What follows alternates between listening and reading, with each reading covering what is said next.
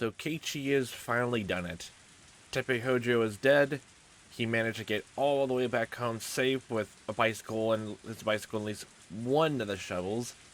He left a very unique shovel and one and like just hole in the ground near Sadako's house and nothing else. The body is buried, and from the sounds of it, the police suspecting something is going on. Maybe they found his body, maybe it didn't.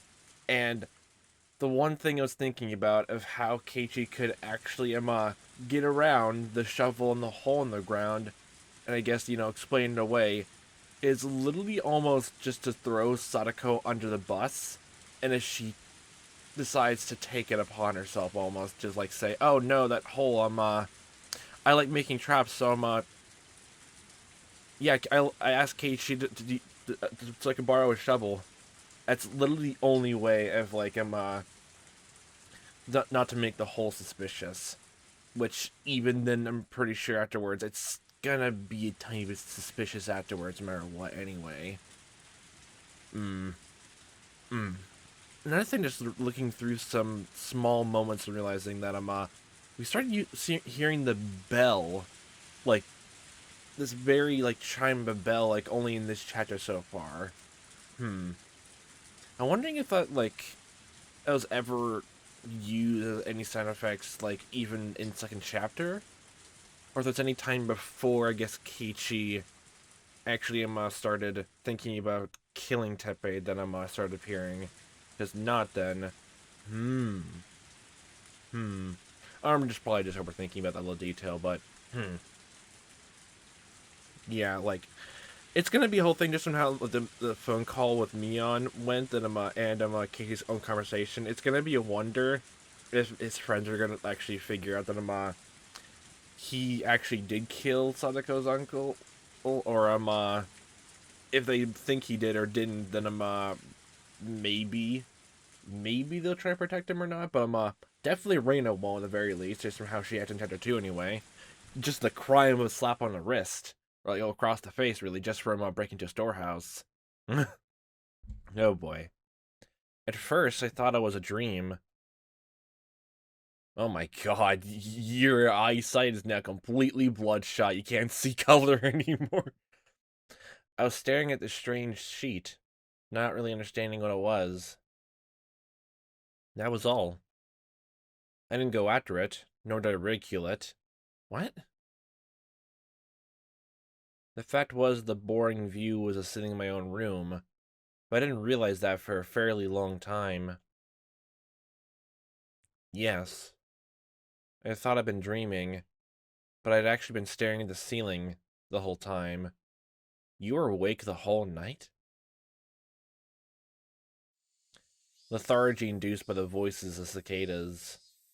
Even after I realized I was awake, I couldn't draw forth the energy to sit up. Everything I could see, everything I could hear, everything was like a television broadcast that had already ended. It was hot. So hot I could choke on the heat. My back was moist with wet night sweats. I felt gross. Oh, did you get nightmares? Unable to endure it any longer, I tossed my futon, and finally blood started coursing through my brain.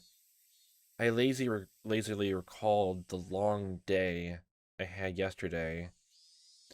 The reality is I lay here listening to the voices of cicadas, and yesterday's so different from it.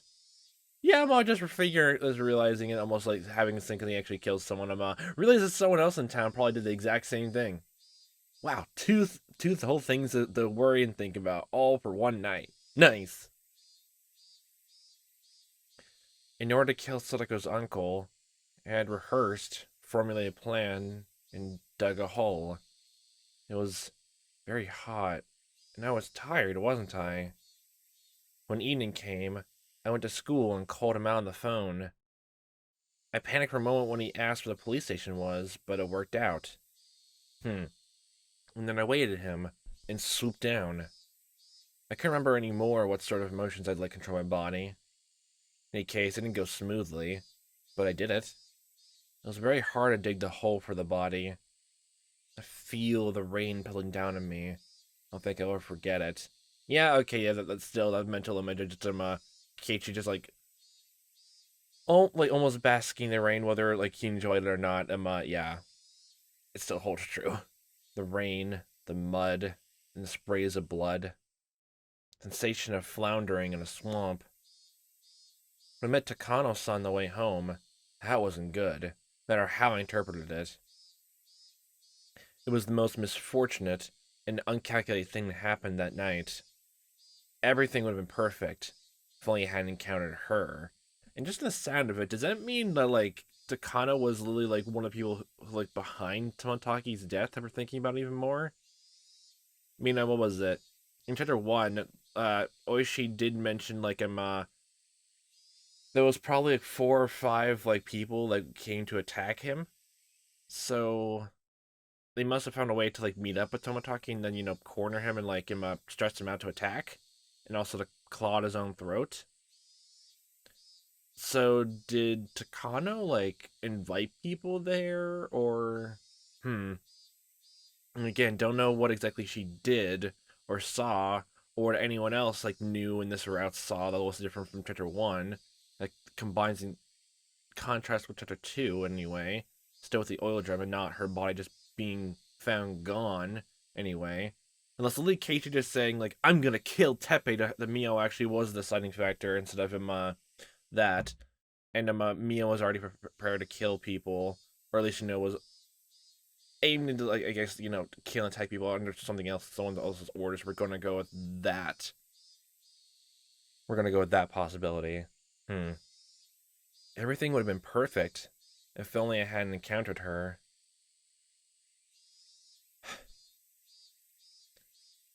I'm just thinking about it now. There's like quite a few details, which honestly if the police like track down to see if why Teppei left the house, they'll first have to figure out to see if they make any phone calls, which then will go to the school, like late in the day, which means they'll probably go first for someone who the worker who came into the school building, the forestry service worker, that or try to look into people who have keys to the school and get them and just interview them and make sure all that's in order. Then gets the grave and the shovel's gonna be the biggest clue to Keiichi though, definitely though. I would just ride my bike, my shovel in one hand, through the downpour, utterly soaked. There's no way someone could surmise it was a murderer burying a body just from that information. I was thinking calmly, napping under the morning sun. That's what I thought. Still, the more I think about Takano-san's eyes, it seemed like she understood.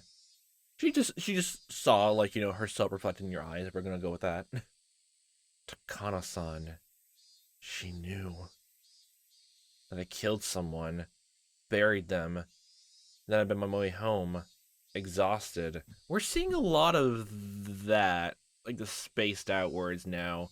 I never should have let her live from the last episode, last chapter here. But I killed someone, buried them, and I've been on my way home, exhausted. Takano-san wouldn't gain anything from selling me out to the police. That didn't mean I could feel at ease. I should have killed her. I had crossed such a bridge to get my tranquil life back, and I finally cheated as a result.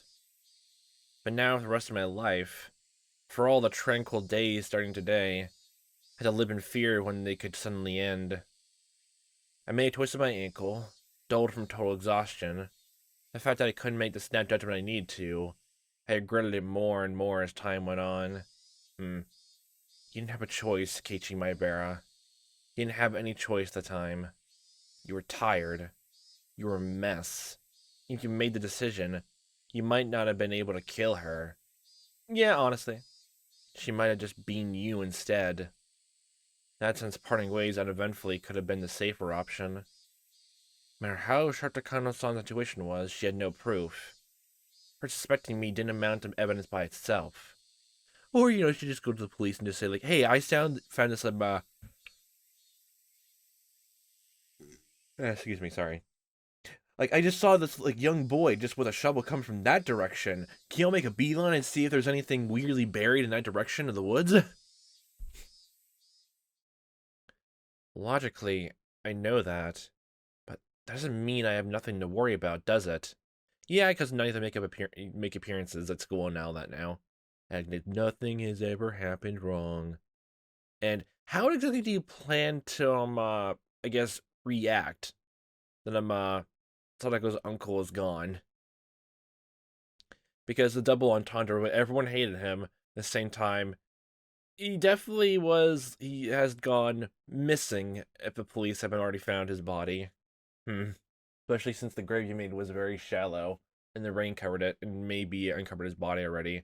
And it was nearby a road anyway. Yeah. Yeah.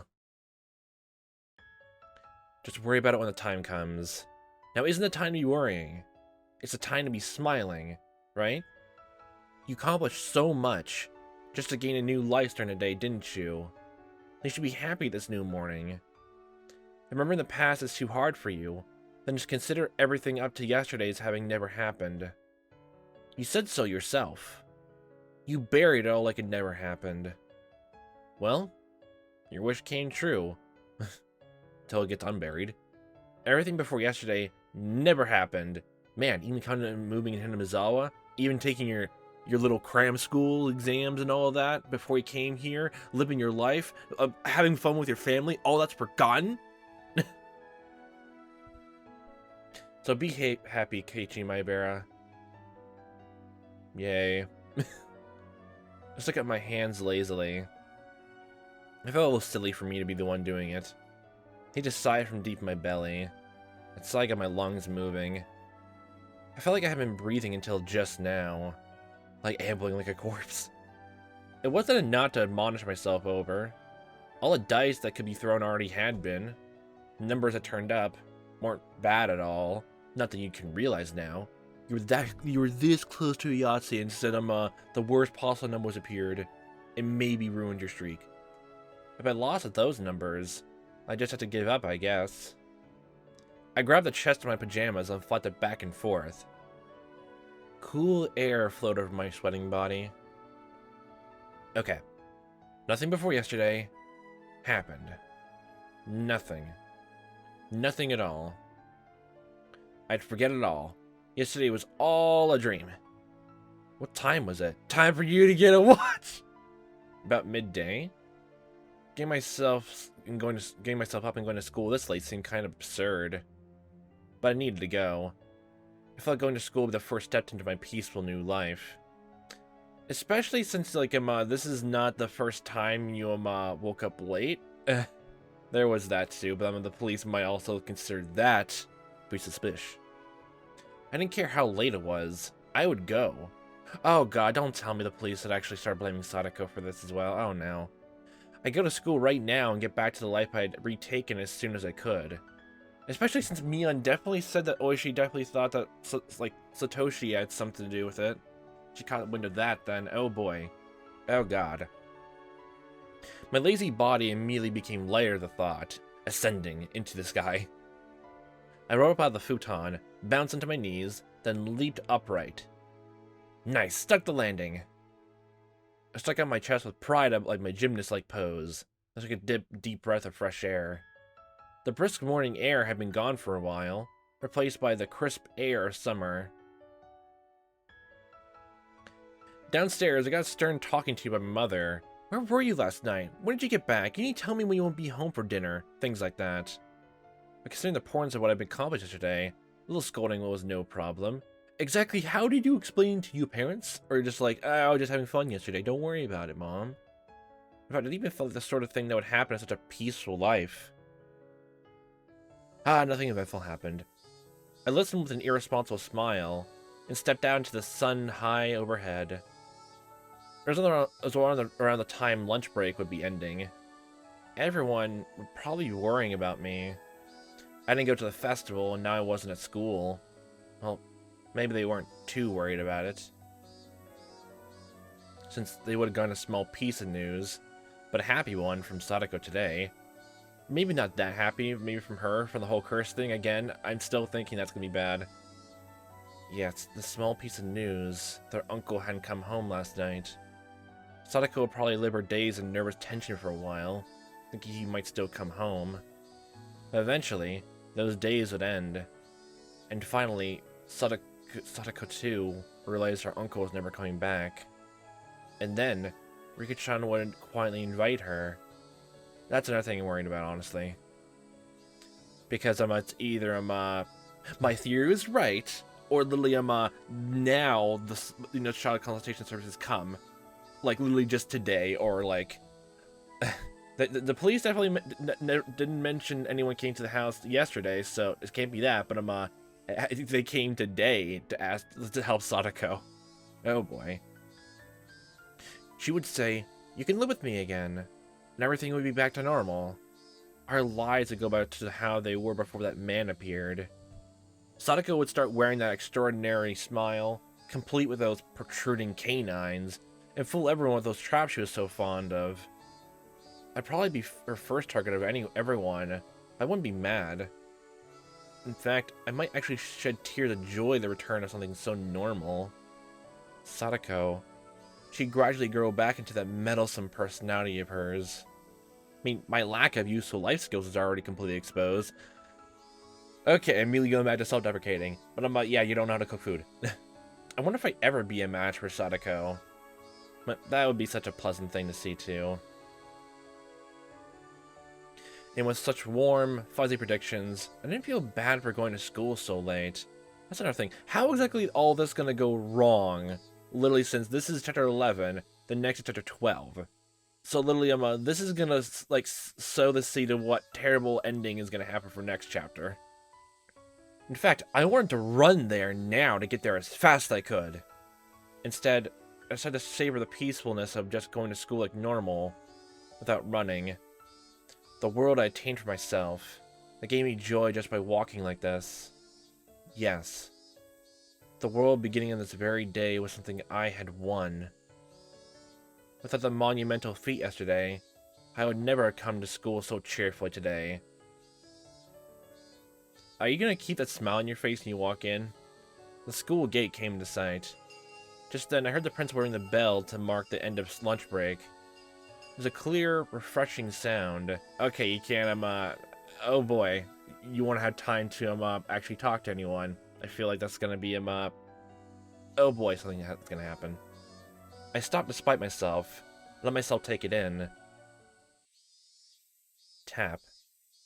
I had stopped suddenly. So there was an extra footstep. The noise. The blessedness I was feeling. And my whole body withdrew into any pore I could find. Hello, someone who's there. And as to place it, I felt like hundreds of hairy caterpillars were climbing my feet. I turned back, but of course, nobody was there. Literally again what happened in chapter 1. I wonder, was there anything, I guess, I can't remember if there was any kind of sound effect or anything like that that maybe signaled that was like, something about Keiichi's own mind, like, I guess, going. Especially since he was being driven to paranoia. Like in chapter 1. I can't remember the top of my head. Nobody was there.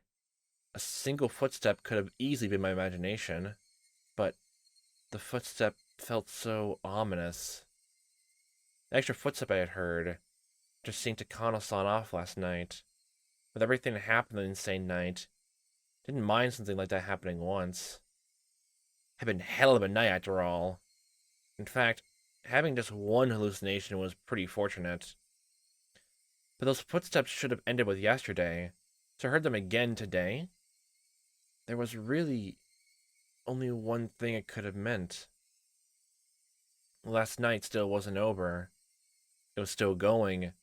The spirit of the uncle is haunting you. Still, that insane night. Forever. The step I heard, just that one extra footstep, was quietly ridiculing the nonsensical notion the world starting today was completely different from the one that ended yesterday. Things would never go back to normal. My classmates playing in the schoolyard all vanished inside like the tide going out. I approached the school. It felt like that warm, fuzzy scene had ended, and didn't feel good. In the entrance, I took a quick look in everyone's shoe boxes. Sadako Hojo. She was here. Mion was here too. And Reina, of course. Even Rika-chan was here. Just in how the way you slowly went down the list, I thought someone was missing besides her. Tomita Okamura couldn't here. In fact, I didn't see any missing classmates. There were shoes missing. They had to be my own. I took my shoes off and stuck them in, then took out some slippers. There wasn't a single pair left in the shoebox anymore. With that, they returned to their rightful state. As I stepped up onto the one floor, I noticed there was just one pair of slippers left. Huh. Whose? Satoshi Hojo. Satoshi, who had never been to school since, disappearing last year. Until now, we had committed the same exact act of violence, but I guess in the very end, it went differently. I still don't know if I exactly believe that Satoshi did that, honestly, though. Even though they keep bringing parallels to it. I don't know if that's what Satoshi did at all. I mean, I went back to, I guess, the phone call with Mion just to, see if there's any other way to interpret it, but, the other thing I kind of, I guess, see is, Mion, I guess, could have lied about it, about, the teddy bear being bought and all that. And, no one believed her, since she works at different toy stores and all that, her family businesses. And whether she actually worked there or not, if no one else in the store, remember Satoshi buying anything like that, well, they probably didn't recognize if any a kid like that, Satoshi bought a teddy bear, maybe. If Mion was working there, she literally just could have stole the teddy bear to I guess make a sort of alibi almost of just to make it seem like Satoshi was not nervous in the slightest and going about things normally before he went missing. At least the whole thing about all that. The police didn't look into the toy store buying the teddy bear that quickly. She could just easily take that and lie about it. To try to make him look better. Or just cover it up that he went missing. Because she did say whether she was directly or indirectly behind some of the past events, so You couldn't make it to school, but here I am. Wait until after Sadako's birthday. And again, how many days after the festival is that? I don't repeat the same mistake you made, not that you know of. I wasn't about to let myself feel superior about that. In fact, I felt an odd sense of familiarity with him. Misfortunate bond of someone I never met due to following the same fate. I head down the hallway towards the usual classroom. Felt like it had been a whole year since coming here. Hey, did you forget Keiichi Maibara? Satoshi Hojo didn't really disappear in the night of Wanta Nagashi, didn't he? Yes, you still live in fear! Live in fear! The paranoia! It's coming! It's coming! Just about how the chapters are going, I wouldn't be surprised if, Lilium, Sadako's birthday was literally just 2 days after the festival, just to coincide with these. Oh god, that'd just be twisted fucking irony. Oh god. Where's the time skip? Satoshi Hojo disappeared a few days later. On Sadako's birthday, if I was right. I didn't know what day it was. I couldn't say for sure I avoided Satoshi's failure, unless I remained here past that day. I was still living the night of insanity. Well, it just they said a few days, so if you survive this week, then you're A-okay, buckaroo. The teacher still hadn't come to the classroom. The other door clattered open, the one the teacher wouldn't use, so everyone turned at once to see who had arrived. Everyone looked pretty vacant. Suppose I greet them. Good morning, ladies and gentlemen. I do thank you for coming all the way out here today. Silence. I started to think I'd fallen flat. Finally, someone started laughing for me. Good morning, Kei-chan. You're pretty energetic today. Just pretending. Yeah, energetic. Maybe I haven't gone out of the festive mood yet. Hearing Mion and Reina's cheerful voices made me realize how dumb those dark feelings I've been having the entrance really were. Hey now, festive mood. I wasn't at the festival at all, remember? Oh my god. Oh my god. Holy shit. Before I could say that, Rika-chan smiled at me. Keiichi, did you make sure to watch my dance? Yep. He saw just fine. Didn't you see how big an applause he gave you? You heard it when the troublemaker Shion came up and made a pass at him. Take that, Shion. Wow, that felt good. Mion starts laughing the memory she slaps me a few times in the back. That is both incredibly ominous, and I hear that fucking bell in the background. I fucking hear it. Now the target practice contest turned on the end. Tomita-kun was facing me and talking. There was nobody behind me. That meant he was talking to me? Tomotaki turned up dead last. Everyone had a good time with this punishment game. Weren't you supposed to be the one last place, Rika-chan? Such a turnaround when you pulled off getting that chewing gum. I should have expected that from a member of my club. It was fantastic. So basically, everyone's either going insane or they're literally trying to cover for him. Which I don't know which is more ominous, honestly, here now. Hi. Crying a time like that is a feat only Furude would be only allowed to, said Okamura-kun, breathing heavily from his nose. Okay. In my direction. Everyone laughed. If anyone but Rika-chan had done it, it would have been against the rules. Against the rules? Rika-chan gave one of her Nippah smiles as she listened to it. In my direction. Reina too turned to me. No, turned towards me. What's the difference? And then with a somewhat embarrassed smile, she whispers to me so only I could hear. But really, thanks, Keiichi-kun. For what? That giant stuffed animal. I was really happy. It's nice and safe right at my bedside. What the fuck happened? It's all the same from the first chapter. Holy fucking shit. I made sure to give it a good night kiss before bed, too. Aw, Hoshi. The class laughed at that, cheering and jeering. Yeah, I can honestly imagine that happened, like, the next day after the festival, in Chapter 1, the first installment. This whole time, the conversation had been a little bit off. I wasn't quite getting it. What's this about a stuffed animal? What's this? Come on, we all worked really hard at the festival yesterday to get it down, remember? The gigantic stuffed animal. The gigantic stuffed animal.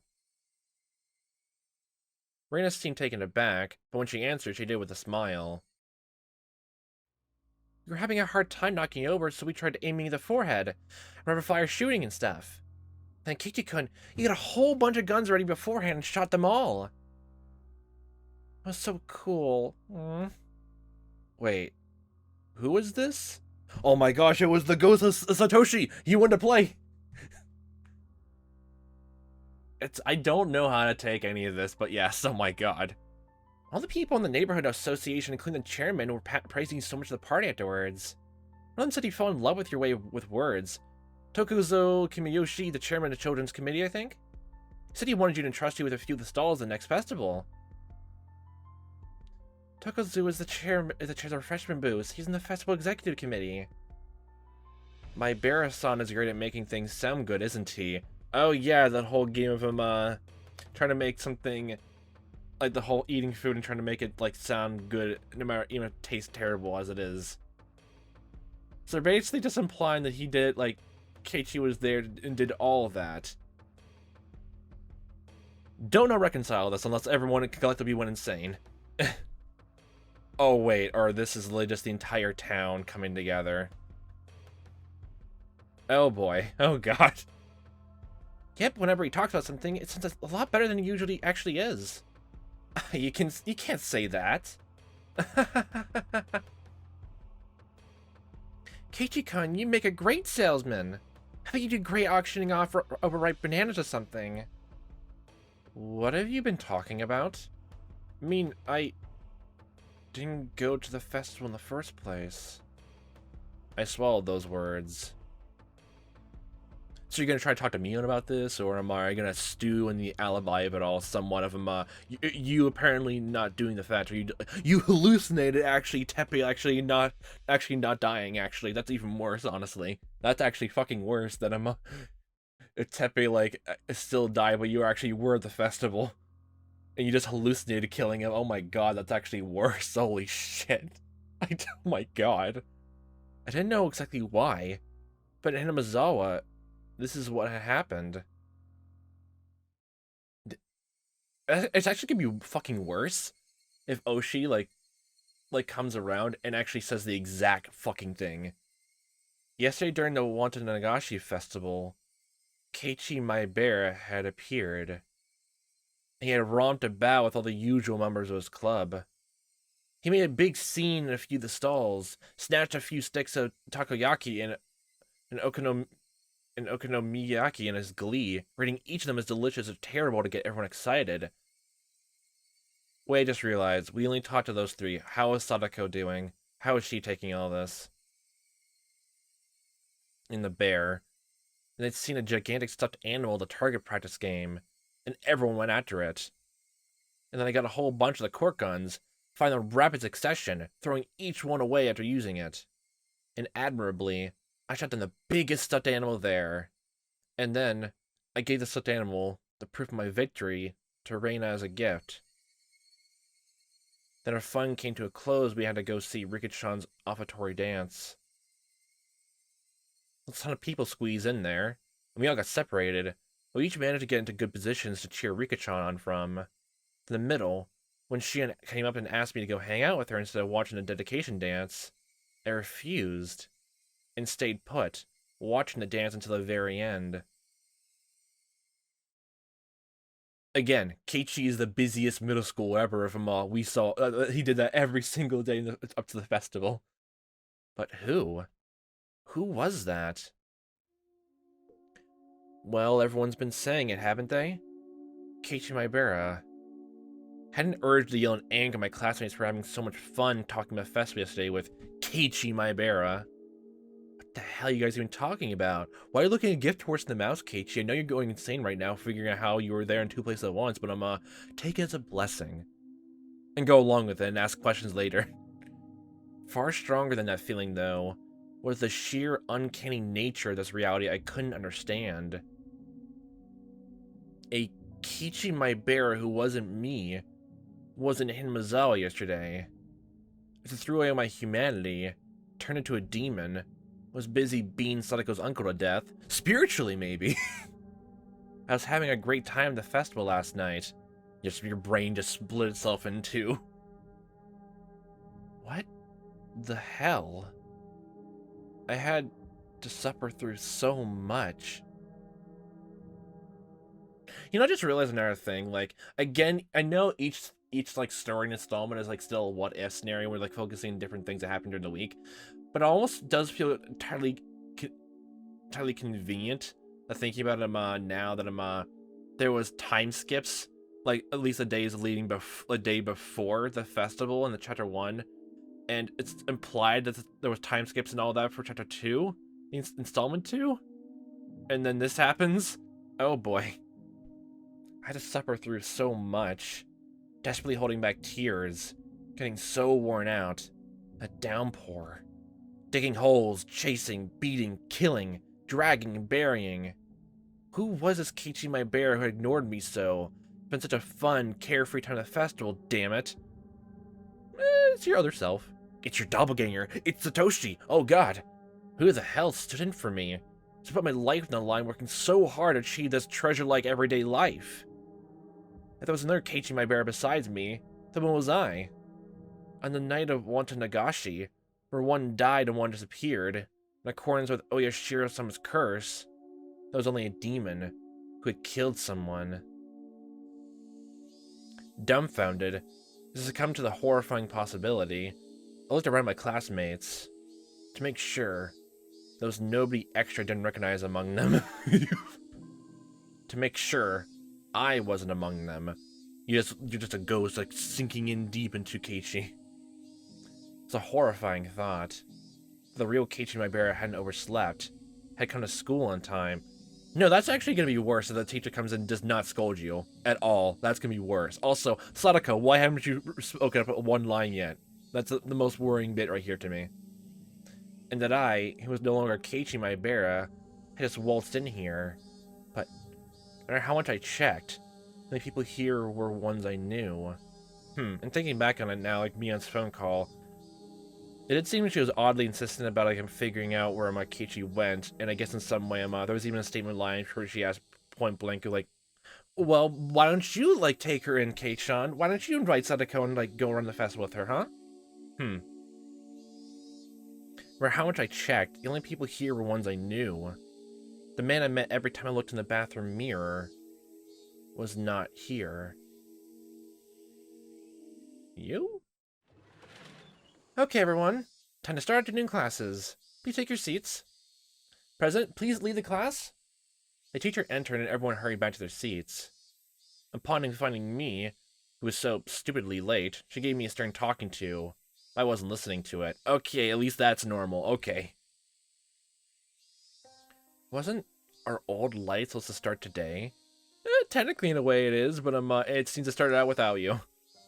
Something wasn't right. Which is strange. Again, we haven't heard a single line from Sadako, and she's here, and we haven't seen her at all. Oh my god.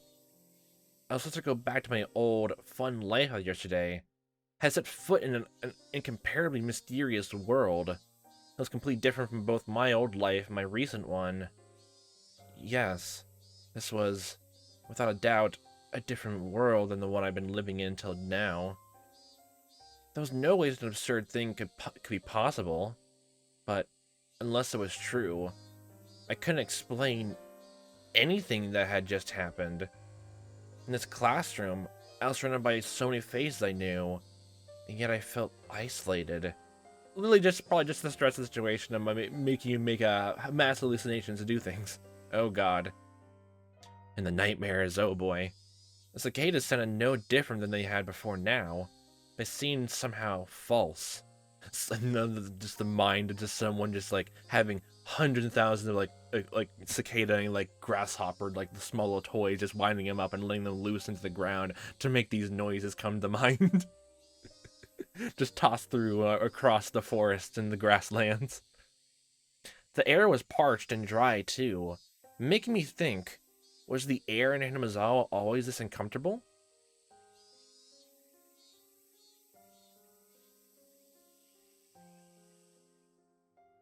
Hey, Reina? What is it? We're in class.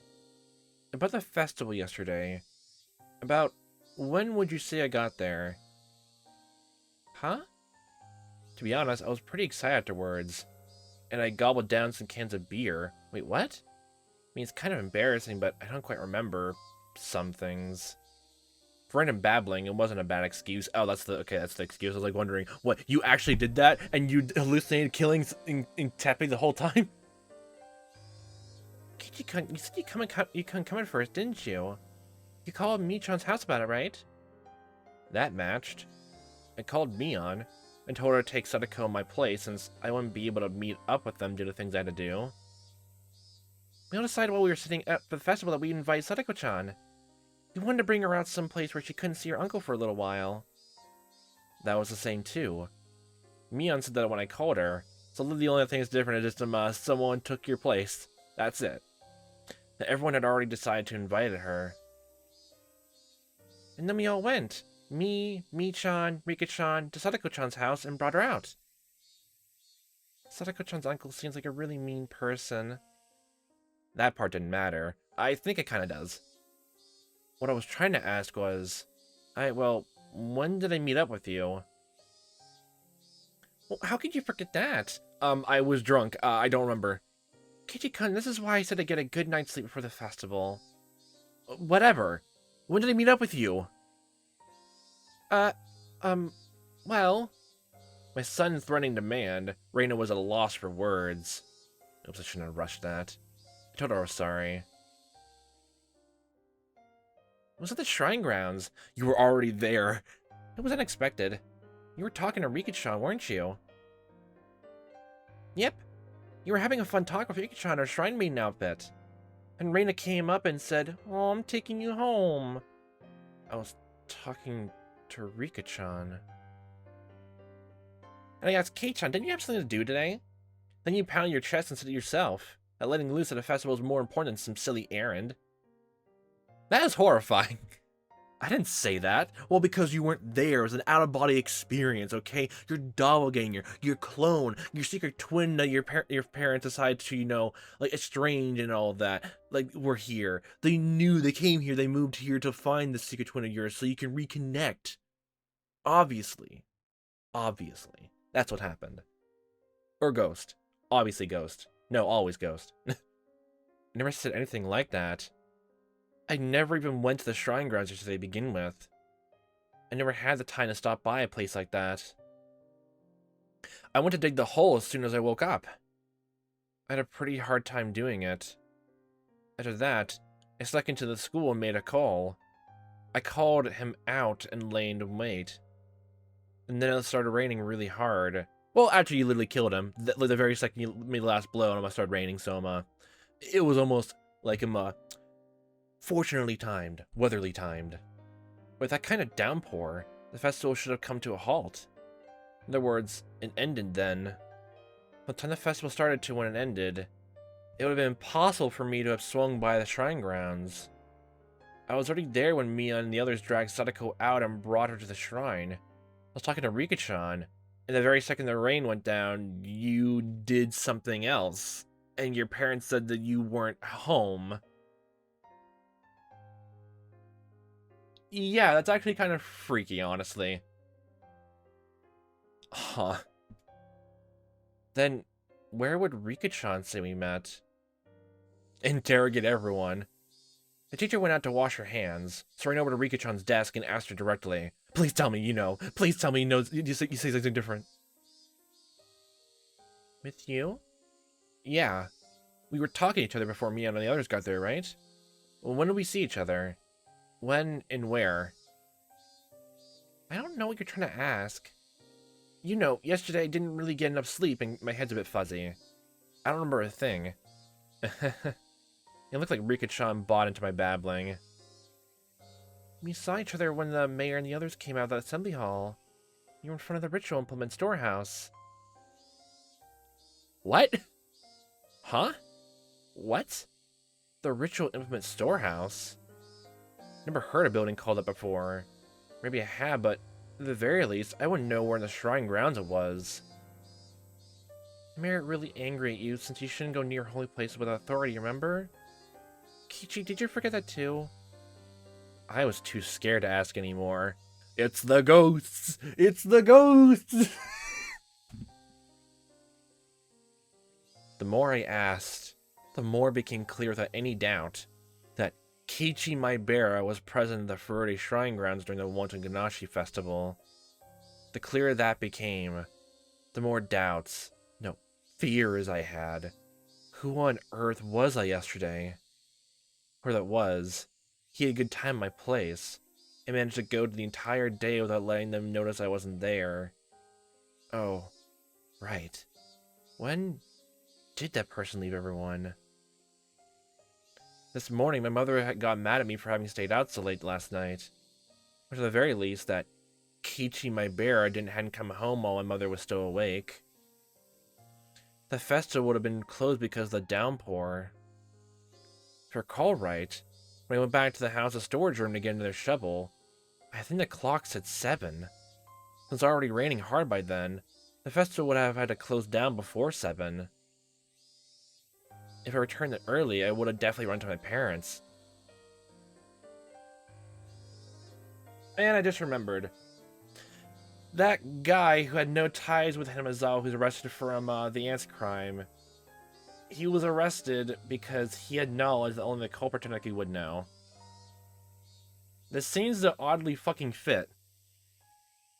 That's even the most bizarre thing to think about. If he hadn't died and they looked into him a bit more, then Holy shit, what if he had an alibi, but somehow, for some fucking reason, he knew everything about the crime scene, that even that he only had to been there for, like, just even small details. Like, even details that are completely fucking trivial. If he was the one who failed, he actually killed the aunt, like, beating her to death. But then almost everyone else in town said, in the next town over, said, like, oh no, you were drinking at the bar the whole time. We were with you. You were, like, saying about your troubles and all that. Like, you were running low on money and all that. And just how insane that would sound. Oh god. We don't know anything more about that guy, though, just besides the fact he was arrested for it. And that's my immediate first thought coming to mind about that. Holy shit. If I returned that early, I would have definitely run to my parents. The doppelganger parents. Everyone's a doppelganger now. At the very least, they wouldn't have asked me when I got back last night. So the Keiichi my bear from yesterday, that meant he never went home. That or he's hiding in your closet right now, the same way you tried to pretend to hide him if Sadako was stashing away her in your own house. He's still in your house this right now. That meant the downpour happened, the festival was broken up, and everyone left. But he didn't go back to the house. That means... When I arrived at the natural conclusion, a wicked chill suddenly froze my spine and clenched to my brain. That meant Keiichi Maebara was the same as Satoshi. Oh. One day, he never went home. On the night of Wanto Nagashi, he never went home. The downpour interrupted the festival. On the way home, he suddenly disappeared. And I, who was dealing with a corpse, went home without a problem. I was so tired I wasn't even hungry, so I went up to my room without a sound and crawled into my futon. You're making it like symbolically this happy-go-lucky Keiichi Maebara went and disappeared and went missing, got deemed away at exactly the same time Teppei finally died. The second the thunder and the lightning came on, the rain, the downpour. Who was I? Oh boy, this is an extreme case of all that. Holy shit. This is definitely not Survivor's Guilt, but I'm feeling something similar to it almost now. In some different way. That much was obvious. Keiichi Maebara. Keiichi Maebara was me. But are you sure about that, though? There may have been another one, but that doesn't negate the fact that I was Keiichi Maebara. Well, you say was, so who are you now? Are you Maebara Keiichi? Surname now Keiichi? Then that other Keiichi Maebara was... what? The voices of the cicadas steadily filling the classroom beginning to bother me. Suddenly, I laid eyes on Sadako. Oh, okay, finally. I think the only thing you can do to confirm anything's happened, which you, just to get some good peace of mind, is if only if the uncle's body was found and discovered. But I don't know if you want that. On either way. I laid eyes on Sadako. Oh, God. Sadako's expression was dark as always. She seemed completely exhausted. A life of agony she couldn't even imagine an ending to. What had last night been like for Sadako? Did she have fun with everyone and feel a little happier, even for a moment? And when she went home, the end of her dream, she'd probably gone to sleep afraid of when her uncle would return. And then, this morning, her uncle hadn't come home. She's still gonna be living in fear until the police, that, or she says that he went missing. And then she went to school. Right now, she must have still been trapped by the run idea from which she couldn't be saved. Her uncle would need her when she got back. But you can rest easy, Sadako. It's actually gonna be even fucking worse if he's still fucking alive. Even though you bashed his brain in so much more afterwards, almost actually. Your uncle won't ever be coming back. It's even worse now realizing if he does come back, even if he puts a assault case out, if his uncle's still alive, then Not once in the whole chasing, running thing bit that did the uncle seem like he looked back and looked into Keiichi's eyes. And just from how the whole predator-prey monologue Keiichi was thinking about, I'm pretty sure Keiichi would have, like, noted that. If, like, the fear in his eyes and like that. But no, it was always framed that the uncle was completely blindsided and never saw the attacker. It was always that. Oh god, literally the only thing that confirmed if anything that Keiichi did yesterday was, like, true or not was literally just the grave that he put the uncle in, and literally wherever he put his shovel, and the grave by Sadako's house. That's literally the only way he can confirm any of it happened. But if the uncle is dead for sure, that'd be like going back to, like, their criminal returning to the crime scene. They always come back. When Sadako realized on her own their uncle would never return, then that would truly be the end of the long, insane night. No, you're just dealing with the repercussions a bit afterwards then, honestly. That's right. I didn't do anything wrong. I did the best possible thing I could have as Sadako's Nini. Not an atom of my body regretted it. And look. Calm down and think, Keiichi Maebara.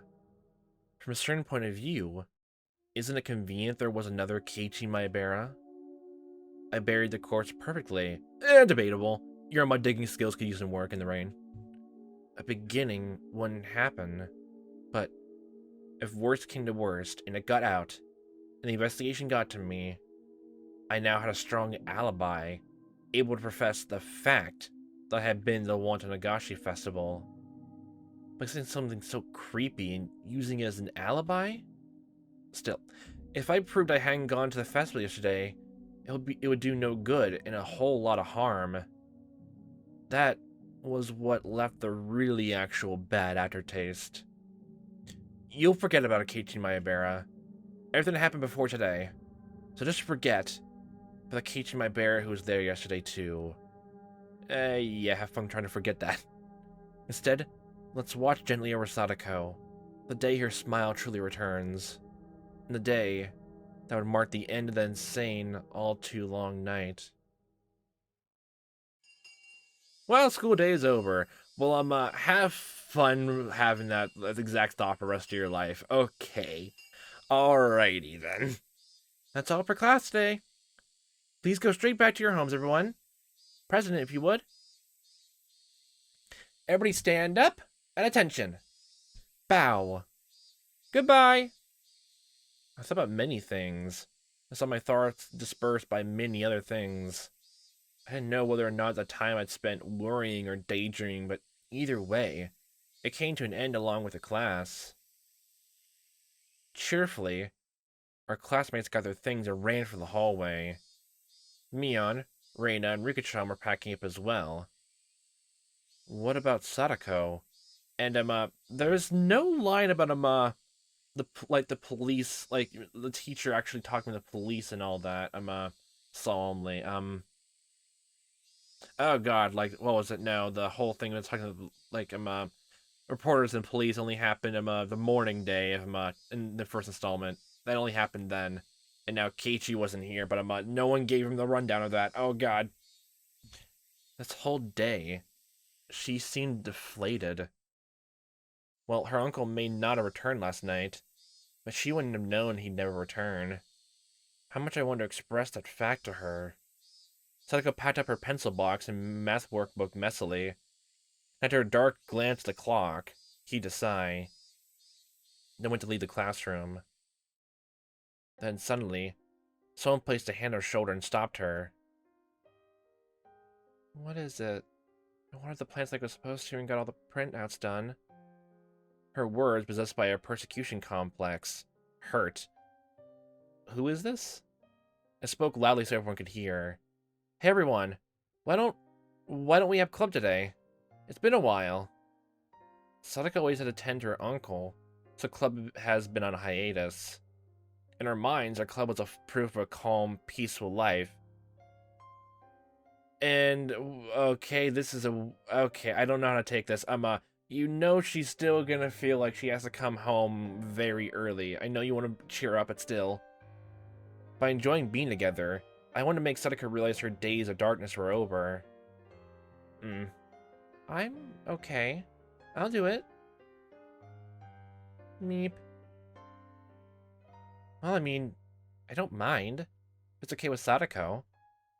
Under condition. That was important. With everything up to her, Sadako gave a worried look. Oh boy. Too much pressure. Come on, Sadako, it's been a long time. Let's go crazy! Well, I'm happy you feel that way, but... My uncle might already be home. Thus spoke her darkened eyes, her mouth unmoving. You've been choking in life every day for a while. You must be about to suffocate. It's not good for your mind or body. Once in a while, you gotta have some fun. Please leave it alone. It's not like I don't want to do club again. With one word, but... She looked down. Sadako, you know as well as anyone that it's more fun being with everyone, right? We're friends. That means we can spend time with each other. I mean, you had a great time at the festival yesterday with everyone, didn't you? Reina nearly said something, but she was too late. Kichi-san, what are you saying? My arm on her shoulder seemed to weigh her down, and she threw it off. Oh boy. When exactly was I playing having fun at the festival? The only one having fun was you, Keiichi-san. Huh? I looked over to Mion for help. Oh boy. But now everyone was looking down. My instincts told me that Sadako hadn't gone to the festival. She hadn't gone to the festival, yet definitely she left the house and came back later at night. But Reina said herself that she went with Mion to Sadako's house to invite her, and you didn't say you didn't get her to come? Sadako-chan left on the way there. She didn't go to the shrine. What? Why?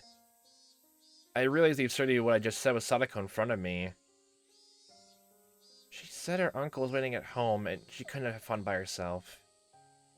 We were in the front of the shrine. We tried to stop her too. We told her uncle said it was okay and that he wouldn't get mad if she had a good time. At some point, tears began welling up in Sadako's eyes. She was afraid of her uncle. She couldn't even allow herself time with her friends. And went home. Oh god, that's fucking relatable. No, she was even afraid of letting herself have a good time with her friends. Kichi-san, you must have been nice. Having a blast at the festival all night. They told me you went all out, didn't you? Very envious. Oh god, have fun digging your own grave. Not murder-wise, but socially wise. Oh fuck. That's actually worse. Smiling to herself, her tears began to fall. Oh god. I must provide for my uncle. It's completely different from you with how you let your parents do everything. Sadako. I'm so glad you enjoyed yourself at the festival. I'm so glad you had enough fun for me too. And I want to participate in the club too. Making such a racket with everyone is so much fun. But right now I can't. I can't. Unable to withstand such violent emotion, a few teardrops slid down her cheek. Even though she was having such a terrible time, not once did she ever say that it was hard for her. It was a sad, obstinate bravery. The days when Sadako had to feel like that were over. You keep saying that, but even if, like, again, I don't think she's gonna take the whole thing well either, honestly. Even when her uncle's dead, honestly. After all this, after all that. Maybe it'd be different if, like, you know, her parents had not died or anything like that, and it was not a string of curses leading all the way up behind her. Maybe. But honestly, it feels like since the whole town, like, is a bit superstitious in some way, that would enter her mind, and then, oh god, she was thinking the same way that she was cursed no matter what. The same way that Mia said aloud. Oh god. Sadako didn't need to endure it, to bear it anymore. She could forget all about it now, and smile. I was so frustrated not being able to tell her that directly. Instead, I said something that I'm not sure I should have said, before I thought twice about it. You made a lot of assumptions, Keiichi. And you weren't even there to make it, so... You didn't come home, did he? The words are deeply meaningful to me. but I didn't know Sadako understood them. Didn't come home? Who? He didn't come home last night, did he? Your uncle? What are you talking about, Keiichi-san? Sadako shouted with all her might. When has he not been there? When? When? Calm down. I mean, he didn't come home yesterday, did he? I don't understand. What are you trying to say, Keiichi-san? Sadako, what are you talking about? I mean, that man, I killed him. I killed him yesterday. I killed him for sure. And I buried him. Buried him whole. He could never return to his house. Even yesterday he was torturing me so much. He yelled at me. He shouted at me. He found fault with everything I did. He threw the dinner I made him on the floor. He dumped his bowl of miso soup on me too. It was hot. It was messy. I cleaned all that up. I cleaned. All of it. Oh, God. What? Our stories weren't matching up. But... Night? This morning, when he woke me up to make him breakfast, he got so mad at me. He would never gotten mad. He would have gotten mad at me whether I gotten up or not. Okay. It's like nothing has ever happened. Sadako. Rika-chan went over to Sadako and said a few words of consolation. But Sadako angrily refused his words and thrust Rika-chan away. What the fuck is even happening anymore? Nini! Nini! Come back! Come back! Crying, Sadako slowly walked down to the hallway. For a moment, Rika-chan went after her. I couldn't stop thinking of the words Sadako had spoken while crying. Just remember everything that happened, no, there's actually absolutely fucking no way that after what Keiichi did in several different facets, that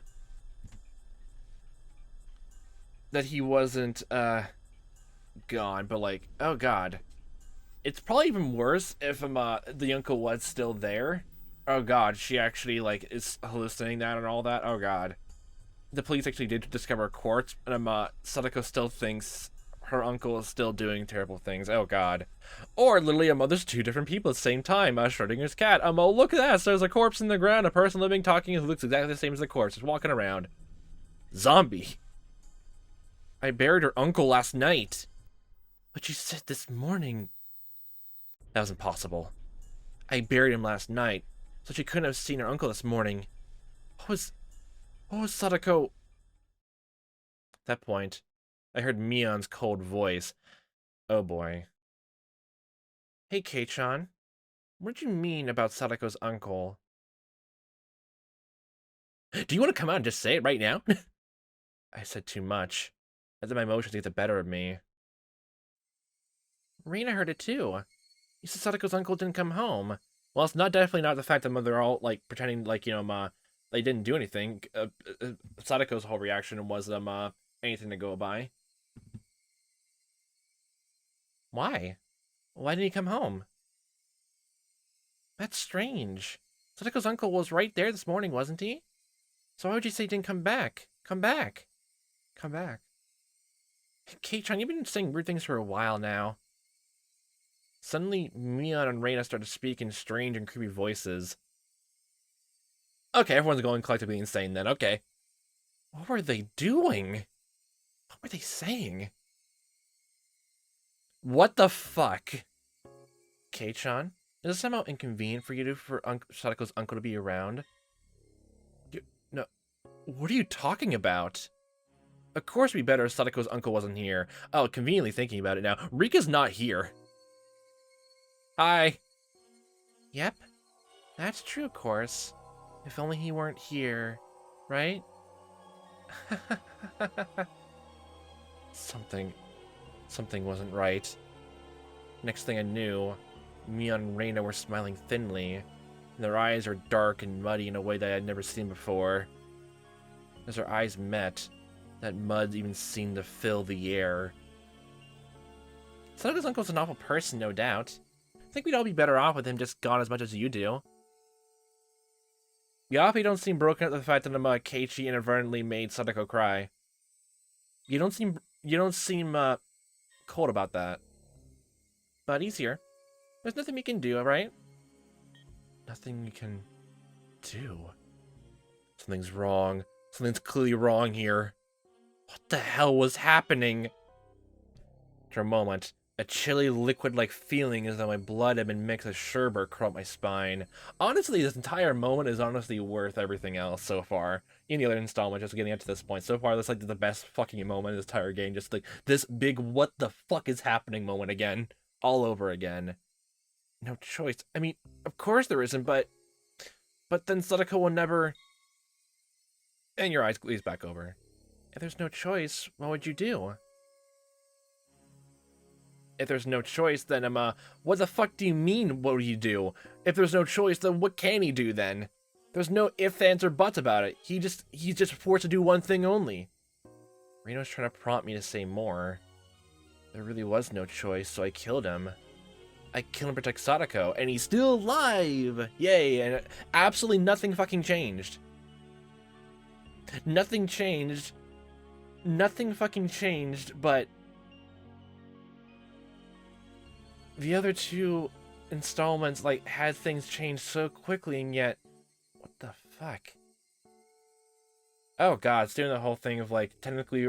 like, we already know, like, a lot of things technically happened beforehand. Oh, what the fuck is even going on? That's... ugh. Leave me alone. I think things will resolve themselves soon enough. What the fuck?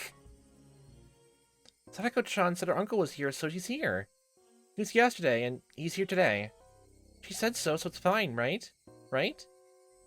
Mia and Reno were speaking unbelievably dismissively. How could they be talking like that? Mia and Reina, they're my friends and were seriously worried about Sadako's abuse, weren't they? They would never blurt out something like this. Also thinking back to it now, what was it? I just realized just going through some small, like, scenes again, like, through editing and also just through my own perusal, that it was clear to everyone that literally, when the bucket fell over, like, when Sadako was freaking out, that, it visibly upset her so much. And then Reina tipped over a locker, doing something even worse than that, and then hugged her. I can't think anymore if that's actually, like, another firm way to manipulate her. Oh my god. So literally, like, the whole town is, like, slowly just thinking that, there's gotta be one fucking scapegoat forever. Holy fucking shit. I definitely killed Sadako's uncle. No matter what Sadako or anyone else says, I wouldn't acknowledge it. Because him being alive was impossible. There's no way he was alive. It was impossible.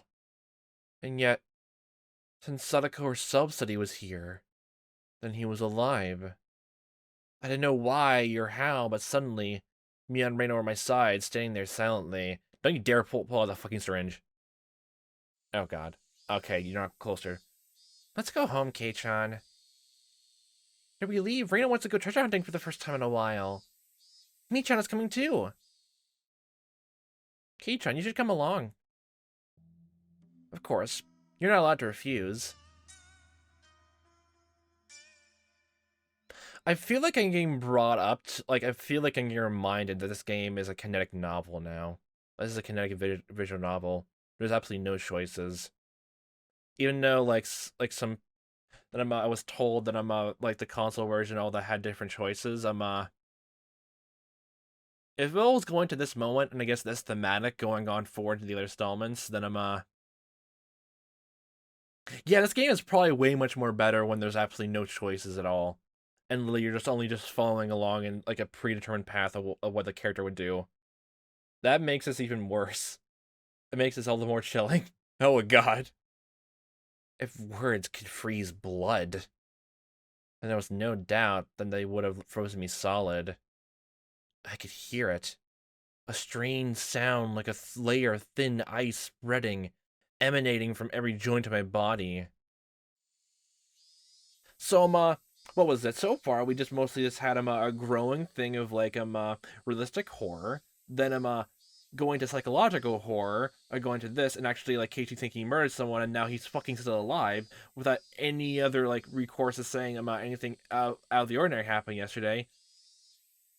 And now everyone is both like gaslighting him, and with them watching closely at my sides, we left the school as if they were police officers taking me away. They talked about silly things the entire way home, like they always did, but they always stood at my sides as if to prevent me from escaping. This was strange. Everything about this day was strange. Actually, it had been strange ever since the previous night. Just thinking back, it'd be strange ever since killing Sadako's uncle. That creepy meeting with Takano-san was only the beginning. That insane night was still continuing. We can't be sure of anything that even happened yesterday, can we? Yes, it still hadn't ended. So that means we should disregard everything we saw in there, even if there is even if it's an important detail. Don't worry about it. It never happened. You were just hallucinating it. You were just hallucinating it. Hallucinating it. That's still terrifying, though. God. It still hadn't ended. What? What's wrong, Kate-chan? Why'd you suddenly stop? Sorry. It's nothing. When I stopped, it was distant, but I definitely heard them. I'm trying to think. What was it? Oh, I'm just realizing this now, actually thinking about it. If Keiichi was at the shrine already, and when everyone met up, and in every other installment, everyone grouped together at sundown to go to the festival, that means Lilium, what honestly changed from Keiichi like doing all this stuff was literally just making that phone call at the Teppei's uncle. That literally fucking happened. But then afterwards, immediately somehow it shifted, and someone, whether it was him or something else, literally went to the festival in his own place. The only thing that literally just made things even worse, he made the phone call. The tip section basically said the police know that the uncle left the house. Oh god, he's gonna say that he wasn't called at all for the stuff. But then said, oh god, he went to go get drinking instead of like being called to the police station. Oh god. When I stopped, it was distant, but I definitely heard them. An extra set of footsteps. That was proof. Proof that insane night hadn't ended. Mion left where she usually did, and finally came to my house. I thought you said you're going treasure hunting. Okay, Keiichi-kun. Wait here for me. Rena will come to pick you up soon. Why was it she was inviting me along on one of her oversized garbage treasure hunts at the dam site, right? Hey, let's go talk to our parents now. Finally, please, finally. But why now? Mion coming along was strange too. We're going back and forth now, literally again. Like so far, Sadako and Rika are the only people who have not have acting weird. Honestly, out of everything that's happened, even if the situation is abnormal, they would like the situation makes it seem like from their perspective would be as normal as anything else happening. But for these two people, it's always the weirdest circumstances, and then they always act so fucking weird. But the very second I came along to the second installment, Reina absolutely did not act anything like anything was wrong. She acted completely in character before anything bad happened and went along with it until the very end of the installment. She did not make a heel face turn at any point in the entire story. And the only time that's ever been was only after the halfway point. Only after that. Only after that. Mion coming along was strange too. Mion maybe accepted Reina's little hobby, but she hated fishing through garbage, so she never come with her before. The location specifically being the dam site was a little creepy. The dam construction site was completely outside the flow of everyday life. It was so remote that no one ever went there unless they thought to in particular. Nobody lived there, and there were no lights, so at night it got dark very quickly. I was being forcibly invited there.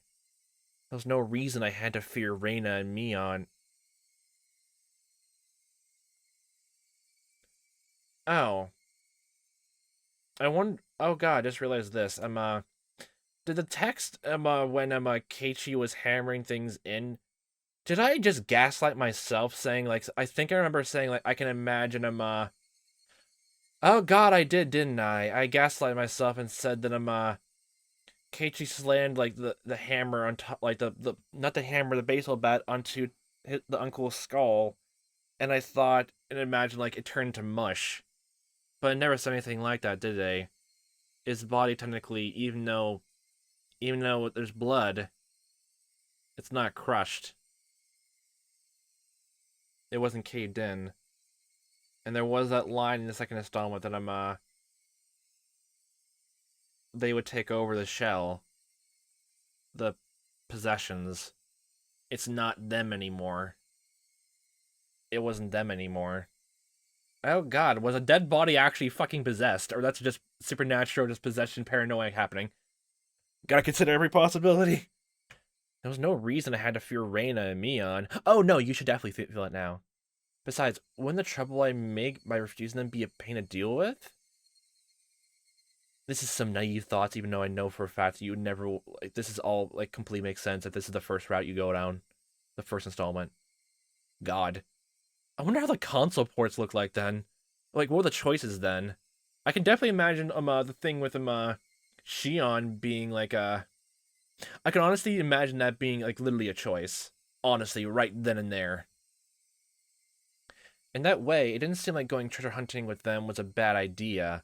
Oh god, thinking about it, if the console ports are literally just the combination of the first, like, half of every single, like, installment of the question arcs and, like, all that mixed together, and then, or even of the answer arcs too, all mixed together, and then the choice is literally just to help you decide which of the later arcs you go down, and which installment particularly you are.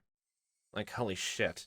That'd be a lot of slice of life things to go through, and then all of a sudden you start getting horror things that only focus on certain actions. That sounds utterly insane to think about, honestly. So many different, like, themes, all presented all at once in a mashed jumble, and the choice you make in the console ports, literally, just select one theme out of many of them. That sounds insane. That sounds like a writing nightmare if you decide to do that from the very beginning. Holy shit. In that way, it didn't seem like going treasure hunting with them was a bad idea. But Insane Night was continuing. No, you're not. It's not continuing. You're living it. Haven't the sirens of instinct been wailing in my mind for a while now? You should listen to it. Warning me that Reina and Mion were strange. Unless you're saying that your gut instincts are saying that it's true, but your body can't make any other choice. Holy shit. That I needed to be cautious. Like you're being like a puppet on a string. The warning sirens were so freaking loud, it felt like my head would split in two. Oh, hey, you're back. Reina, I actually have something to do. Something to do? Like what? I'm wanting to get better at cooking with my family. After what Sadako said, it really struck me deep. I want to actually learn how to do that right now. Like what? I just have something to do, okay? If you have something to do, why didn't you say, well, Michan was here? I told her to meet us at the dam site before we split up. Reina was smiling. Her words made her discomfort clear. Sorry. I just kind of missed the opportunity to say so. Really? You're lying, aren't you? You just made it up now, you liar. That's what Reina's eyes said to me. My head hurts. I might have a cold. So I wanted to go get it checked out and get some medicine. Really? I think you need more cough medicine than even Keiichi does right now. Guzzle it down, get drunk, go flying into a tree and die. That wasn't really a lie. My head did hurt a little bit, so I wasn't lying. Reina, She couldn't figure out my head hurt or not just by looking at it. Yeah, unless it's pulsating, your veins are popping out of your skull. I don't think she's gonna realize that. I don't even think she even cares about that right now, okay? Then, I guess that's that. Just staring at me, my eyes for a few moments. She fired a sharp, needle-like stare at me. The tension of my body loosened. Felt like my knees might buckle. If you're going to the clinic, then you should go soon. Sometimes they close early. Thanks. I'll do that. Make sure you go, okay? To the hospital. I will.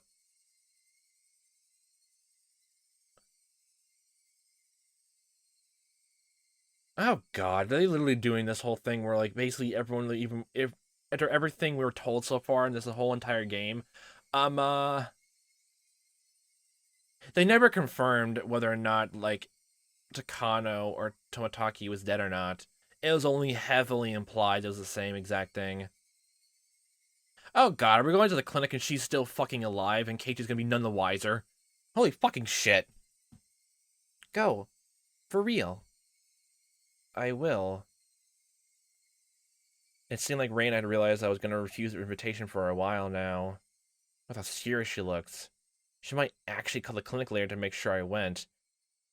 Why don't you go tell your parents right now? I couldn't say anything careless. Letting my getting checked out was just an excuse to decline a request in the first place. It didn't matter whether I actually went. Yeah, I'll go. If you want, I can bring you the bill tomorrow. Oh, that'd be good. What the fuck is your problem? Why do you need this so... Okay, we need a proof of receipt of everything we're doing now. Oh my shit, this is turning into a toxic relationship already. Be sure to bring it, okay? Oh, conveniently, a dog that I got chased by a dog and it ripped up the paper. Don't worry, I brought the scraps, see?